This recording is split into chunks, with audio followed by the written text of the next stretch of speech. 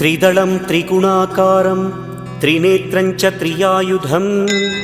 त्रिजन्मपापसंहारं एकबिल्वं शिवार्पणम् त्रिशाखैः बिल्वपत्रैश्च अच्छिद्रैः कोमलैः शुभैः तव पूजां करिष्यामि एकबिल्वं शिवार्पणम्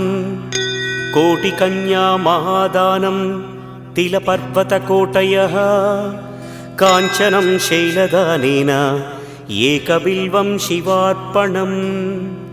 काशीक्षेत्रनिवासं च कालभैरवदर्शनं प्रयागे माधवं दृष्ट्वा एकबिल्वं शिवार्पणम् इन्दुवारे व्रतं स्थित्वा निराहारो महेश्वर नक्तं हौष्यामि देवेश एकबिल्वं शिव